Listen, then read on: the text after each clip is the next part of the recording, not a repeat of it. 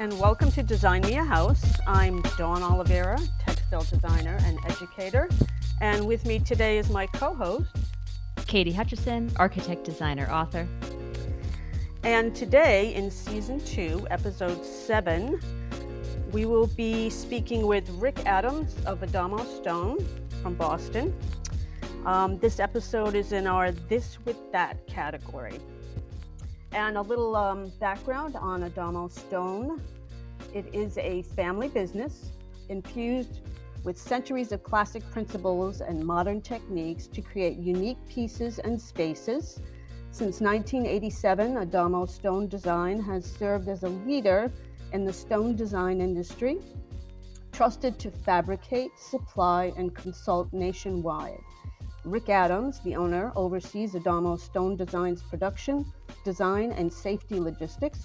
He also curates a stone slab collection and serves as a business-to-business stone industry consultant for other stone fabricators, interior designers, building developers, and contractors.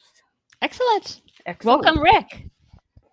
So, Rick, maybe because we gave such a general intro, maybe you could just give us a little summary of what Adamo Stone is, what you do there. We, my wife and I met back in '87 at a importer company, Imported Stone. They imported blocks and manufactured them here in Boston. Okay. And slabs and tiles. And from that basis, we got a lot of background knowledge of all the different materials from all around the world, what made which one's better or worse for a particular situation. And we've worked all this time with when we went off on our own, my first customer was William Hodgins, the famous interior designer in Boston. And Great. He was actually pretty funny. He said, if you just made that customer happy, I'm with you forever. But a lot of the times things go wrong with stone projects because people don't ask the questions and find out what the customer is expecting from it. For example, these days, a lot of people have been using quartz versus natural stone. And then after they've installed it, they find out 300 degrees can melt it. So, which would be okay if you were in charge of your own house, but some of these are rental units to college students and other renters, and they're finding that they're only lasting one rental session. So you've got to educate them on which stone is appropriate. Ahead of time, we'll tell everybody the one advantage of quartz is it doesn't stain. It's because it's just epoxy. The disadvantage is that it melts and it doesn't look real. So we give everybody all the aspects of granite, quartzite, quartz, marble, limestone, slate, everything, and what it's best used for. Some things are decorative, like for fireplaces, but some things are functional for like kitchen countertops. So we give them the pros and cons of each.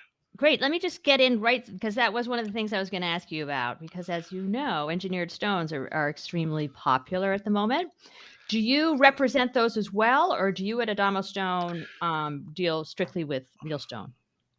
We do quartz if it's what you want. We don't promote it as much as other people do because we actually have natural stone. And one of the strange things about the epidemic is nobody can get things imported or trucked in. Right. Yeah. So people are afraid to suggest stone to someone because they're not sure if they can find it, as opposed to we stock it and have you come in and look at all the different options at once to Neat. say, yeah, this is granite. I mean, one of the more popular things right now is granite, but instead of the polished fixture, it's a softer finish, right? It's the honed finish, and it looks more like a natural stone, and it looks like something different. So it doesn't look like your mother's countertops 30 years ago. Right. I saw you giving that little talk to Gia out in the stone yard on your Instagram page. That was great. It's indestructible. You could literally take a torch and put it on granite, and it doesn't do anything. As opposed to, like I said, with quartz melts at 300 degrees. You can't take something out of the broiler without melting your countertop. That's kind of interesting. I had no idea. Maybe you could tell us, just before we leave the quartz topic, what about price point? How would you compare the products? Quartz is actually expensive. It's much more expensive than much more expensive than granite that you bought by the container load. Okay. When you're buying stone these days, if you're buying 1 and 2 slabs from a wholesaler, you're paying a lot because of the trucking and the lack of inventory. But the way that we buy it, we buy by the container load. So we're getting it, say, some granites that go for $20, $25, we get for 10 because we buy Okay. them. We buy a whole Volume. container full. Yeah. And then we pass that savings on to the people that are buying it from us. But Oh, that's great. some of these quartz go for literally like $30 a square foot. And again, you have a lot of different things that go along with it that are out of the ordinary. Like, for example, you can't cut a 90-degree corner, inside corner, without rounding it, or it's under so much pressure it will just crack. So we actually got trained. And one of the first quartz was Caesar stone, and we actually went to the training for it. And there was a lot of little rules about it that most fabricators don't know about. Again, inside corners. It's a lot of things about getting rid of stress points, which is. What about the sustainability angle of natural stone versus quartz? Man-made quartz is literally just epoxy, so I don't like it for that reason. And again, I think it was a lot more popular before people knew the drawbacks of it than now. I think more and more people are coming back to. There's a stone called quartzite, which is something between a marble and a granite. Okay. It's stronger than marble, but it still looks like a marble versus a granite. Granite's usually more grained. But they're pretty strong. They're like super white, super gray, Taj Mahal. They're a stronger version of a marble. Okay, so that's a natural stone as opposed to the engineered. And it's all natural. Yep. Okay. Yep. Does that come from this country or that's imported? No, they come from all over the world. What we have, our probably strongest stone. I mean, we have a lot of granites. So obviously, New Hampshire, Dakota has a lot of brown granite. Vermont, Bethel, Maine. There's a lot of white and gray granites here, but Vermont has Vermont Verde Antique, which is a marble, but it's such a strong marble that you could literally put lemons and limes on it and it won't even burn it. Interesting. So you were talking about sustainability, Katie. I'm sorry to cut you off. No, go ahead. I noticed on the some of the information we got from Rick's daughter, Gia, she was talking about being efficient with the stone slabs and using the remnants as often as possible. Right. That's pretty good. And also you're making smaller like tables and music studio surfaces and things like that now. Yeah. The one advantage of buying the way I buy the container load is that I'm not buying one slab or two slabs. I'm buying bundles of them. So the leftover from job 1 goes towards job 2, and job 2 may only have to go into one slab because we took the last piece from the leftover from the previous piece. So we're very efficient that way. So and that saves money for the customer as well, because now we don't have to buy 2 slabs to do a 1.5 slab job.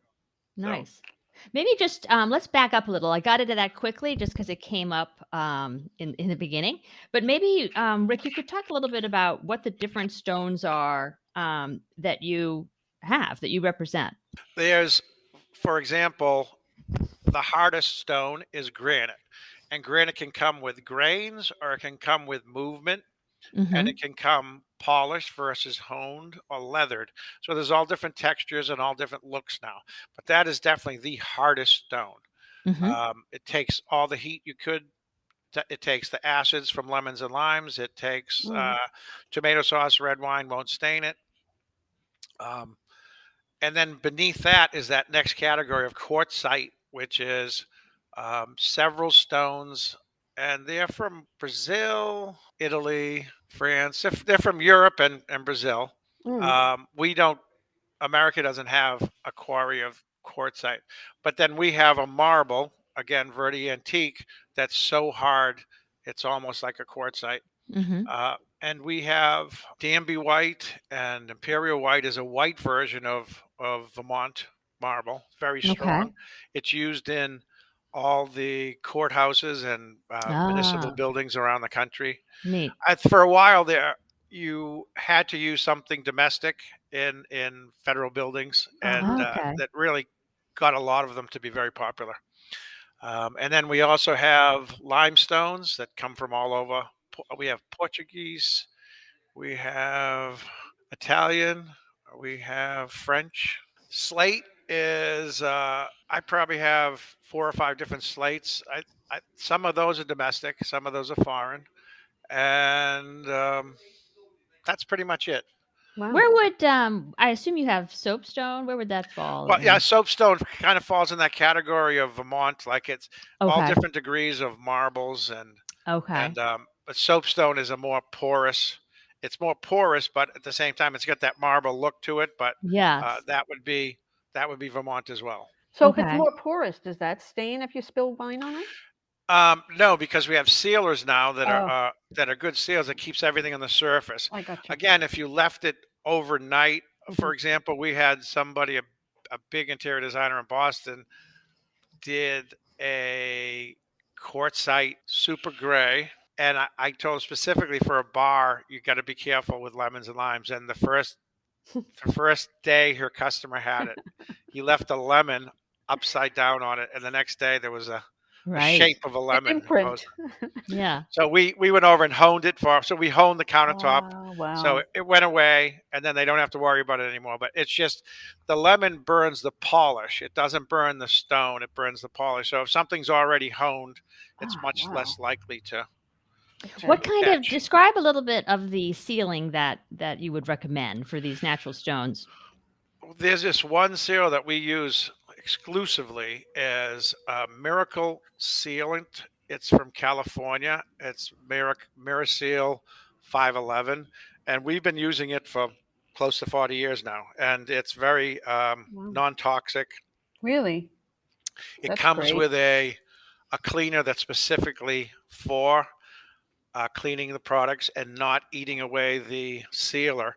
Some of the cleaning products you can buy in Home Depot and Lowe's actually cleans the surface, but Mm, also eats the sealer.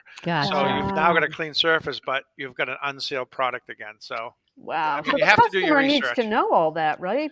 Yeah, Once they purchase something, we make everybody aware of all this. read a whole pamphlet and sign Ah, it and that's everything, and say great. this is Oh, the good. product to use, and be careful of lemons and limes and all that. But How often would a countertop typically need to be resealed? we call it the holidays. So you pick a holiday, and just every year, yeah. So say we just did Once a year. something for somebody the other day, and she's going to do every Halloween. She's going to reseal her counter, or every Thanksgiving, or every Christmas. But Right.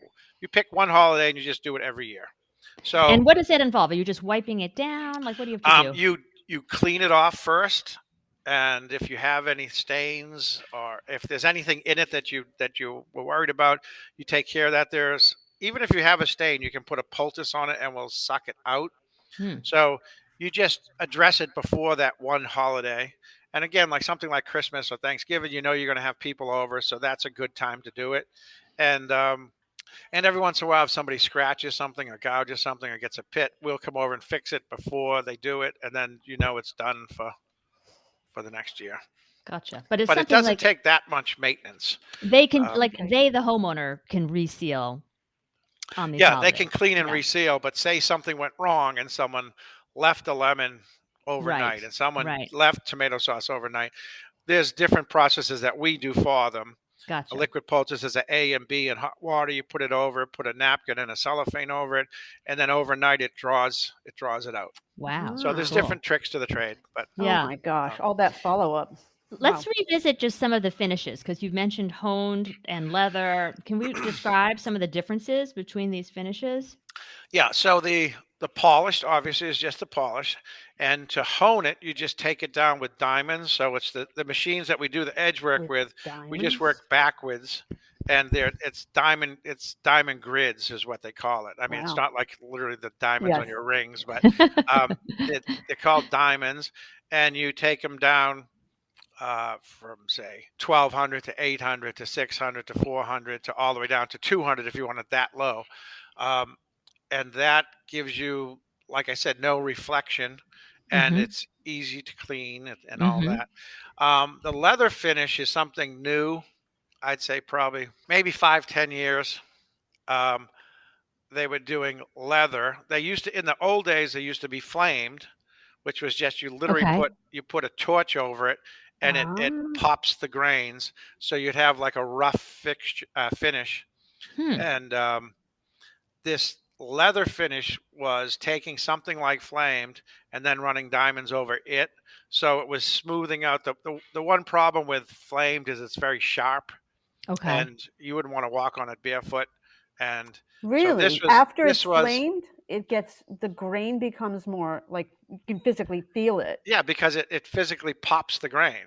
From the Oh, heat wow. pops the grain, and that's what makes it flamed. And so this new thing that's come out recently, it's diamonds, but they're on, instead of something flat like we do the surfaces with a flat Right. diamond pad, Yep. these are like brushes on a circular thing. So as they go around, they're going in and out of all the flamed. And So smoothing it out. it makes the diamonds weave in and out. So Now, where are people putting this? Where would you put a flamed finish? Where would that? I'm not flamed. it's Sorry, more of leather. like Live. it's more of like a floor, like steps going into your house or something Okay. like that. Oh, Or it could be that you just wanted your fireplace to have a more rustic look. Okay. And so instead of being flashy and shiny, it's mm-hmm. more rustic. So say you wanted to, we do this a lot, for example, in Nantucket, if they wanted to look more beachy rather than Mm, formal. okay. Interesting. If they want to be more formal, maybe they'd have a white marble, and Right. and it could even be polished.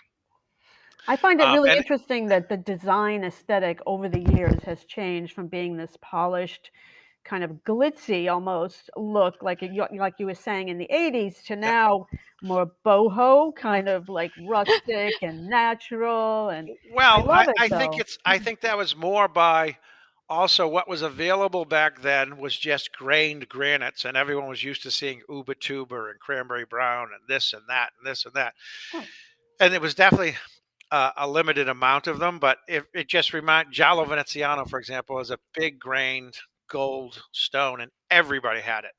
And really? Hmm.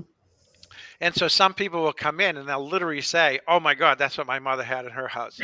And then they'll say, "I do not want that. I want something different." And they'll start to either look at different colors or different textures. And that's where it comes to that next step is, even if you like that color, we could hone it rather than polish it. And it would look, again, I'd say most of this came out of all the work we were doing on, we do real estate development as well. That's what Mm-hmm. we've done. Palm Beach, we've done Martha's Vineyard, we've done Orleans and the Cape, we've done all. We do a lot of work on Nantucket, Uh-huh. and again, it came out of somebody wanting it to look high end, but not look like it was coming from Wellesley. They wanted to Right. look like it was on the ocean.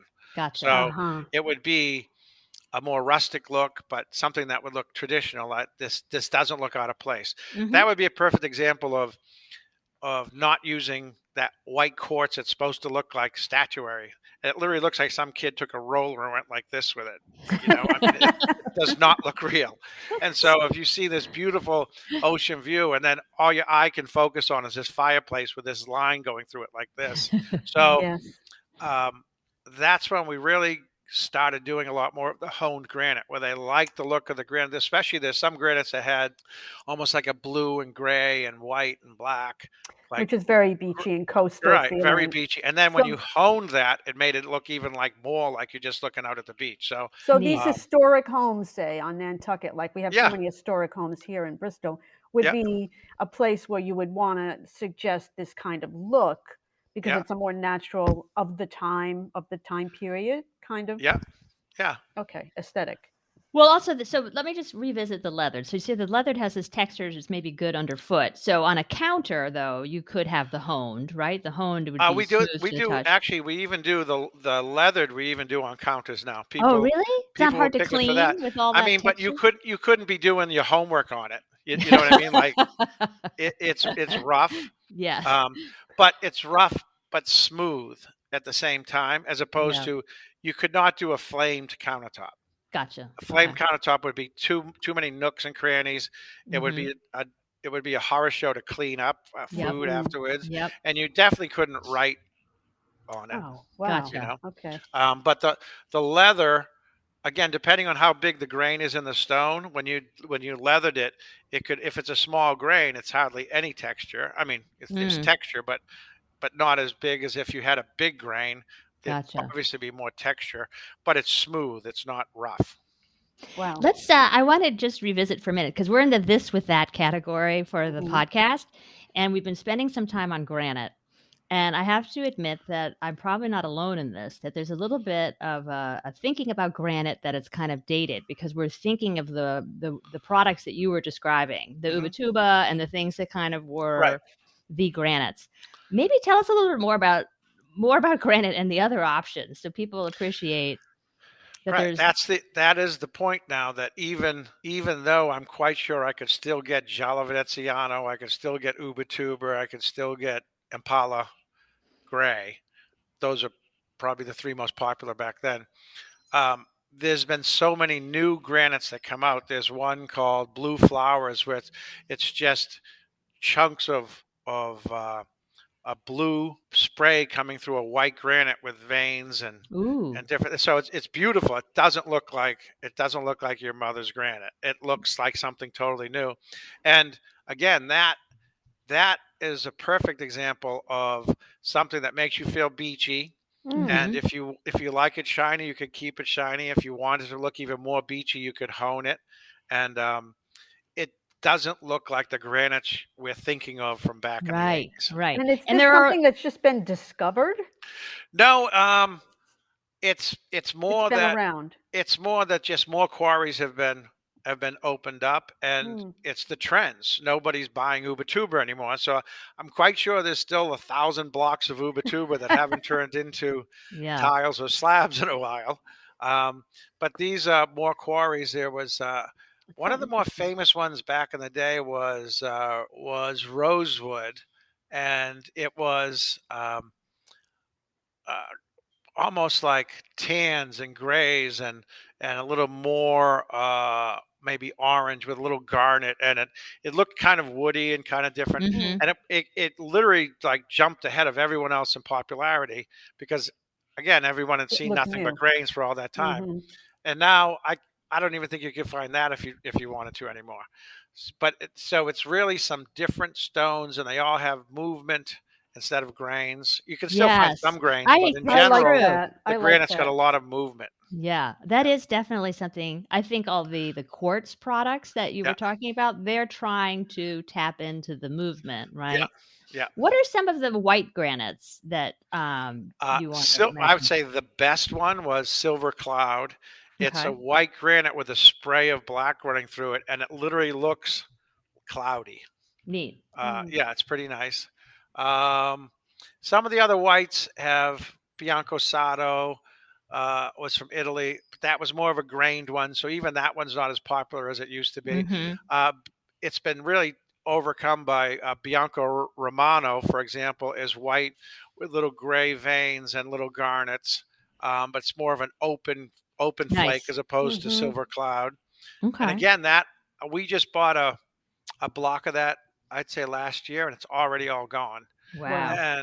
And that was, luckily for us, the supplier shipped it honed on one side, polished the other.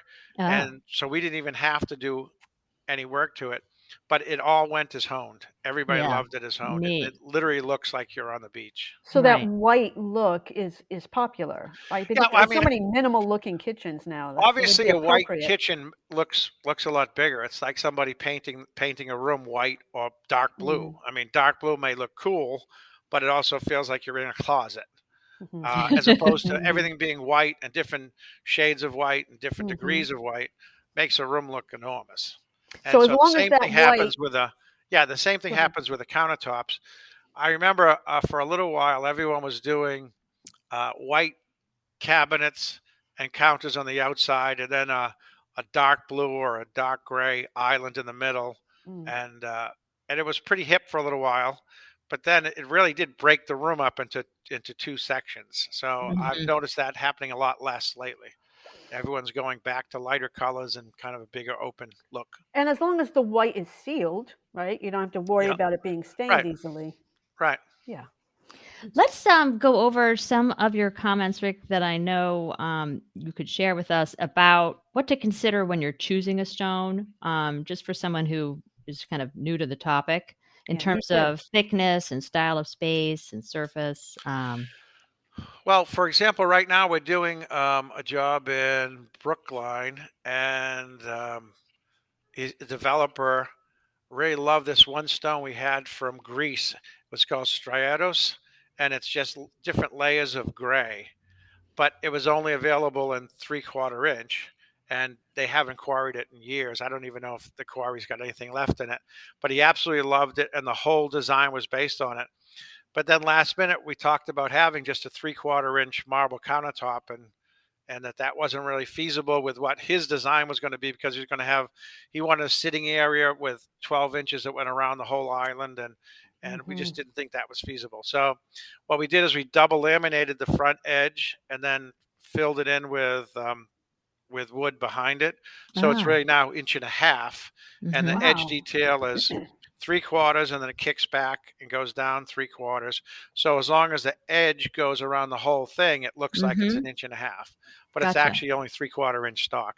Is And that then also just a more affordable approach if you had a different stone instead well, of it was getting... just that he loved this stone so much, and the whole color scheme worked out perfectly with all his cabinets and everything, and It he'd always never comes down seen to this color. color before.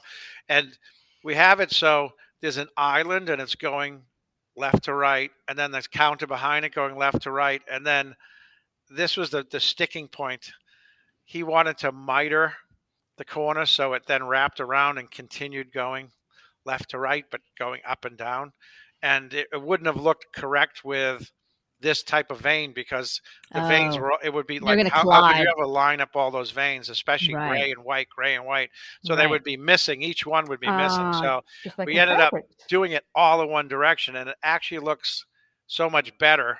We're glad we did it that way, good. because now we're in the room, everything just like flows through the room. Nice. That looks pretty cool, and everybody that's come into the house has been blown away by it. That they've never Oh, seen that's it, wonderful. and so it was pretty cool. So that what you're mentioning just there is not only the thickness, but the layout process. Maybe you can Right, talk a little bit because about how that depending on works. what you're using, the layout is everything. So some marbles have a specific direction, and you can't just churn it.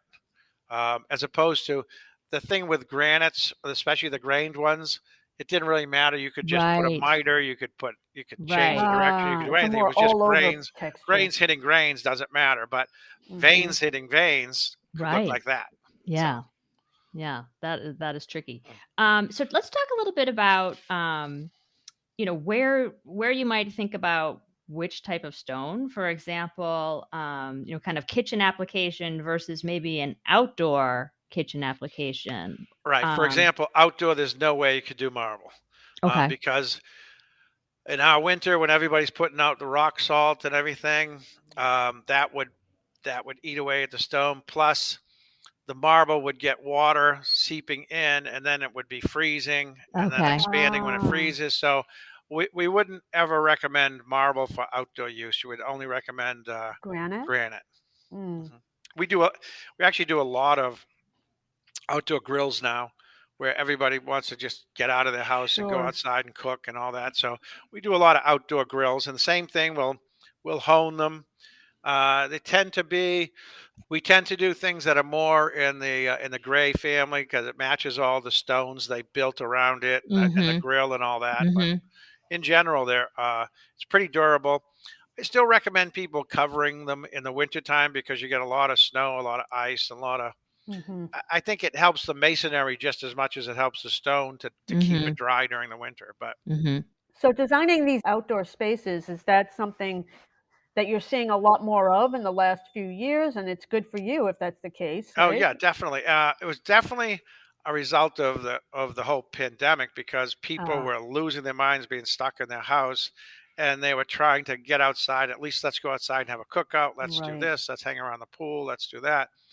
And a small little grill doesn't help you cook, and you can put up a folding table, and as soon as it gets windy, it blows away and all that. So I think people started really building their backyard as being an extension of their house this year. That's fabulous. Good for you.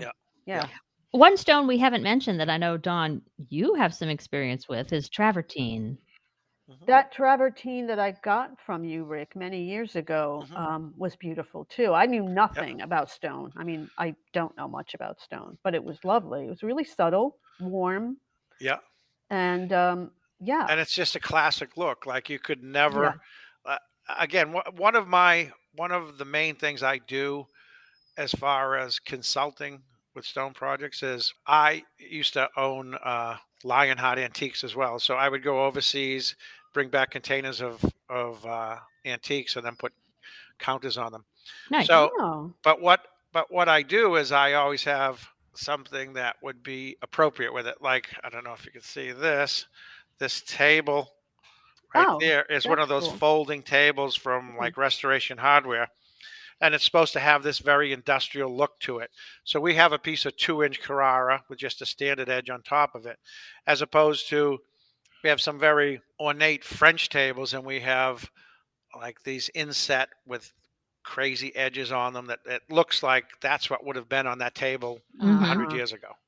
So a lot of times you see something that has the wrong look on it, and it just you don't understand why you don't like it, but you just don't like it. And it is kind of funny that the seeing the historical value of something like travertine that could have been around in the Roman days. Really? And oh yeah, I mean travertine's been around forever. I mean, when you're in Italy, it's everywhere. What describe the characteristics of travertine? Travertine is a layered. It's a layered look where each layer it's almost like while this happened millions of years ago, whatever made these stones, this particular stone, travertine would have some beige, then some white, then silver travertine has a little bit of gray, and then some beige, and then some white, and they just kept layering on top of each other. So now when they turn it into a block and turn it into slabs or tiles, it has a direction and you know. I think of it as being warm, but sometimes it's a gray color. No, silver travertine has the gray in it. Roman travertine is just the beige. Okay. There's several different versions of it.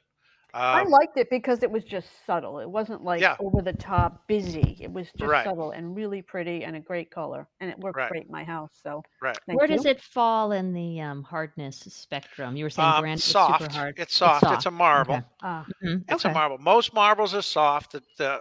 The exception to that is Carrara is very strong. Danby White is very strong. Verde Antique is very strong. The rest of them are all softer.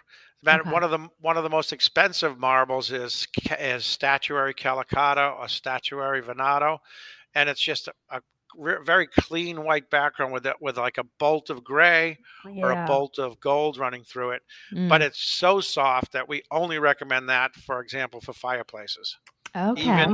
Even a bathroom vanity top, you'd have to worry about perfumes and aftershave and things like that burning it.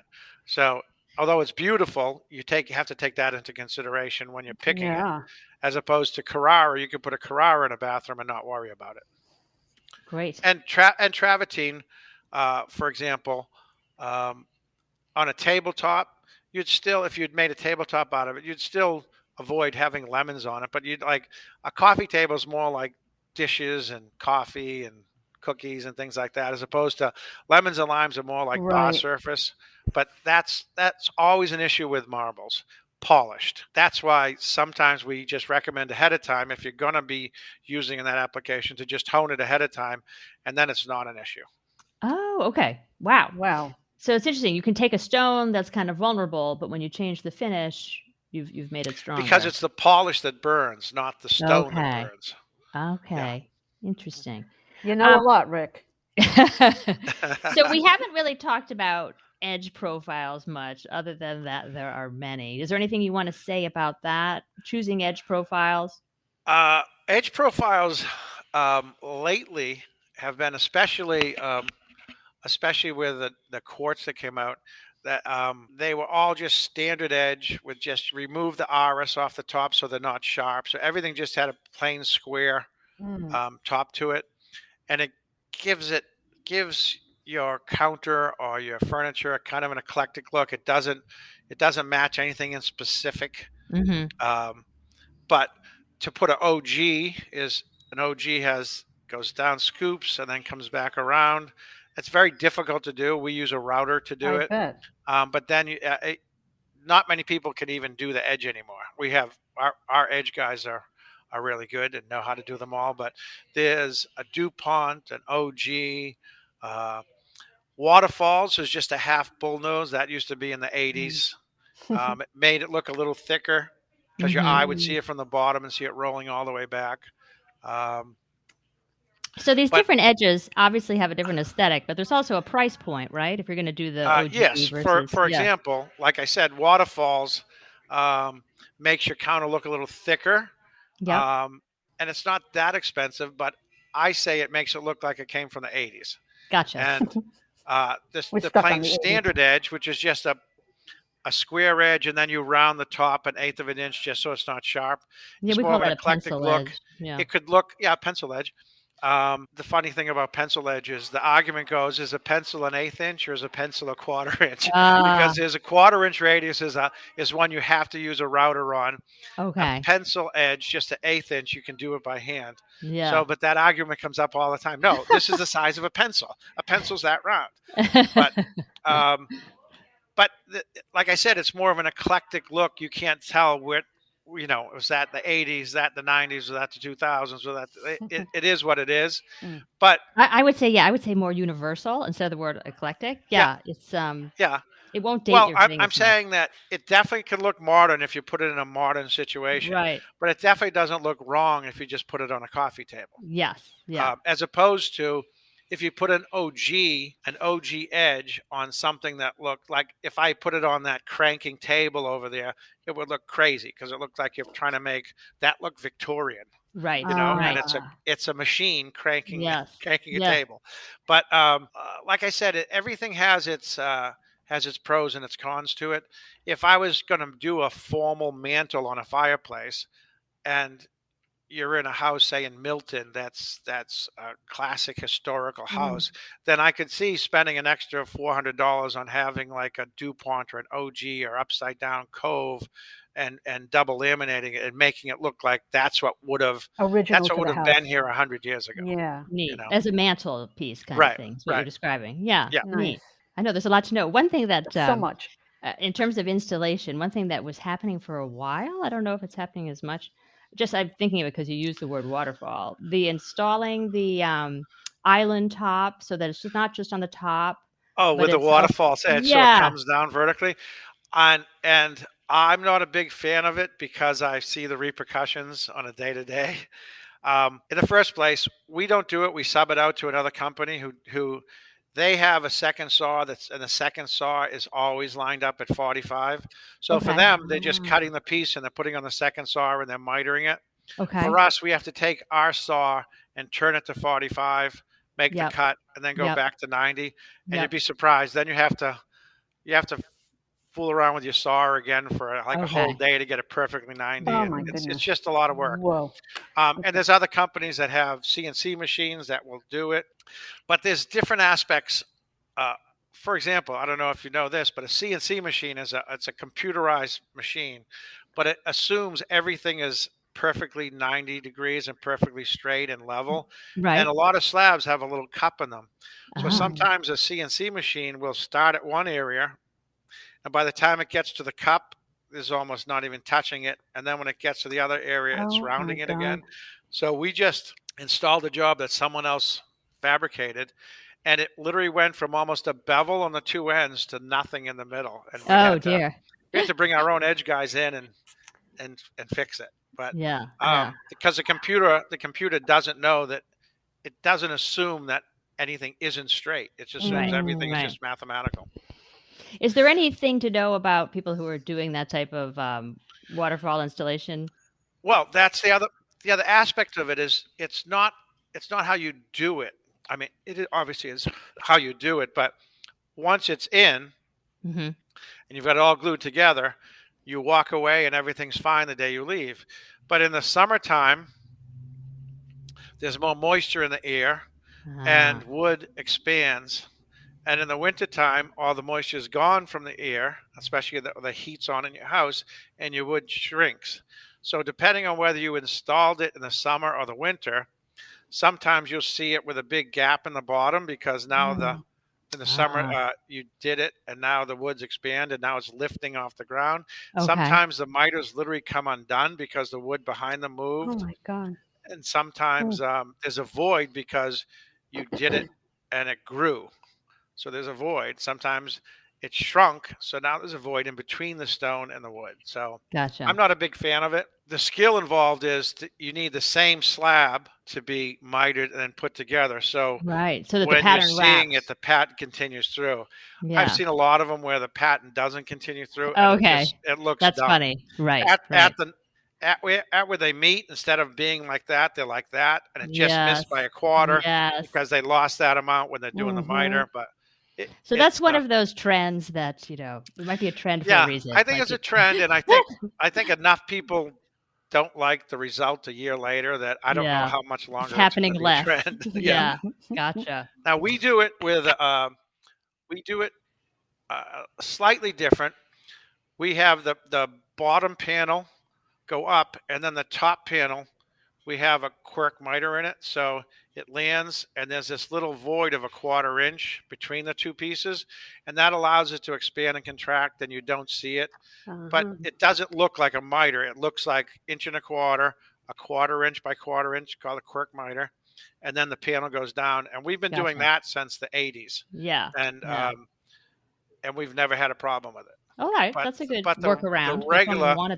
The regular miters, that's all I hear is, can I come over and fill them and re-epoxy them and resand them? So well, Katie, do you specify stone often or not? Sure. Yeah. So most architects do. Yeah. So I'm in the residential realm. Oh yeah, all the time. So and all these issues come up, which is why I'm hoping for the Design Me House podcast, this is relevant to our homeowners.